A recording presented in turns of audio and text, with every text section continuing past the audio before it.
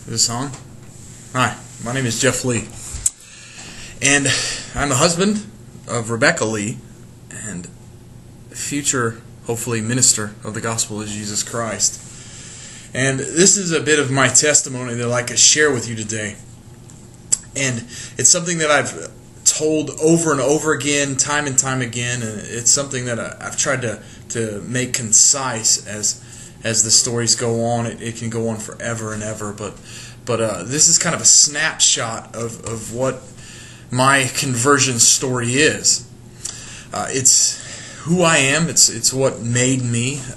This is, as some of you might know, I have a tendency to embellish, and this is not an embellishment. This is raw and uncut, and this is exactly who I am. So I'd like to start by saying I can't tell my testimony without sharing with you a verse that is analogous of the life I've lived up to this day, and that's Galatians 2:20, where Paul says, I have been crucified with Christ. It is no longer I who live, but Christ who lives in me. And the life I now live in the flesh, I live by faith in the Son of God, who loved me and gave himself for me. It was a while ago, a few years ago, and I found myself staring at a pipe that I'd used for smoking, drugs, and it was over the course of 2 weeks that I really went out. I went on a drug binge, and I found myself in the house of a recently deceased friend who fell victim to the lifestyle I thought was the one that I wanted to exist in, that I wanted to live in. And it had been nearly 3 months since I was shocked back to life after drowning in a river somewhere in the Rockies of Colorado. After that, I went on a search, and I was searching in vain for a God I could call mine. And I had yet to find him.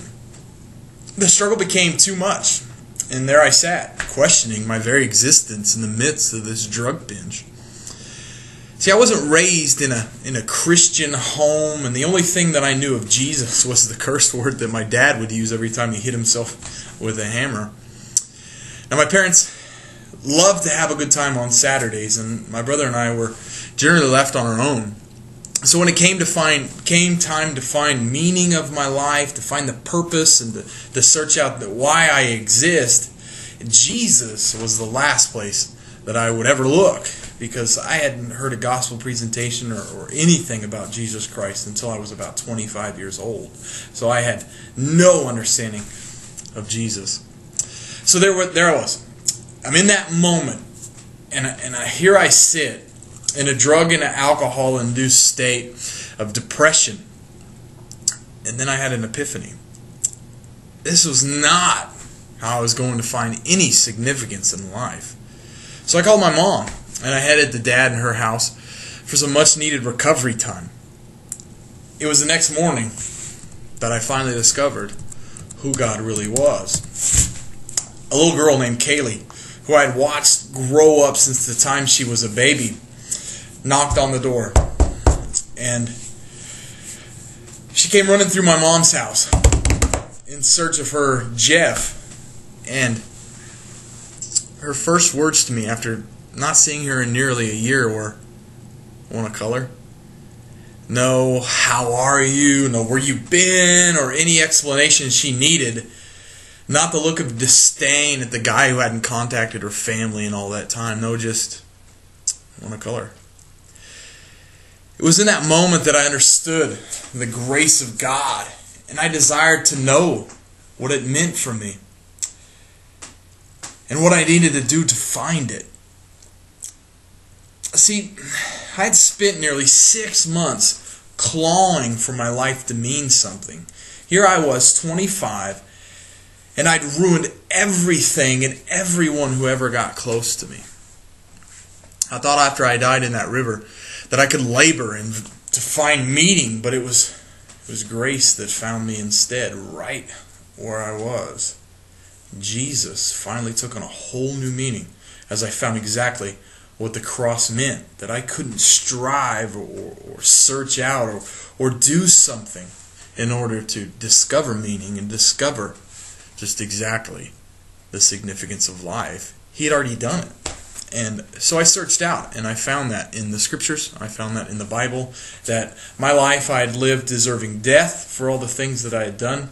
Yet instead of the death I deserved to die, Jesus Christ died in my place. So in the context of Galatians, Paul is speaking about reaching God through the law and how real meaning isn't found in what we can do, but rather what He has done to redeem a lost people. Before, while I was in my violence, my drug addiction, and my criminal lifestyle, I made all my decisions based on what I wanted. There was nothing I didn't wreck when it came to the choices to do the things that I had done. When I found the words, "Come to me, all you who labor, and I will give you rest," I knew exactly what that meant. I understood that it wasn't a monetary prize that awaited me for surrendering to Christ. It was meaning. It was purpose. It was substance. On that day, I was hit with grace.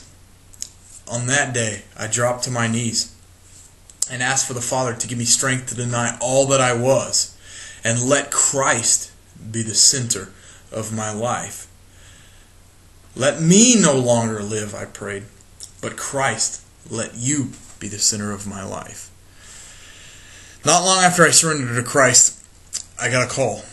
And that call ended up being the first event in a series of events that rocked my world. But I stood faithful and knew that even though I had this new faith, there were still consequences that I had to pay for the lifestyle that I chose to live in the past. I chose to come to this relationship in spite of whatever may come, and come it did.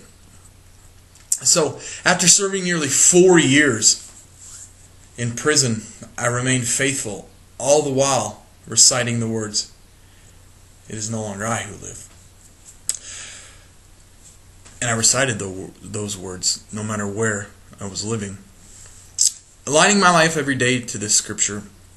And the Bible in its entirety has allowed for much success. I have a wife, a beautiful home, a great ministry opportunity that presents itself each and every day. I have brand new relationships that are not based on what they can do for me or what I can do for them, but based on just being humans, sharing in life together and sharing in this journey. I know that I might not get all that money that I once had, or even power or acclaim for being Jeff Lee the tough guy, or Jeff Lee the bully, or Jeff Lee the guy that intimidates people, or have the fancy stuff that comes with the job I once had. I know I won't get that. And I know that I won't get all the stuff that a life of sin has to offer.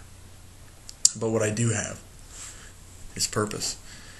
And that purpose is living for Jesus Christ, to help others, to let them know that they don't have to stay in their addictions or their pain or their circumstances, but instead they can reach out to Him and He can heal them and He can rescue and restore them to have that same purpose. And that's worth more money and more of anything this world has to offer. Thank you.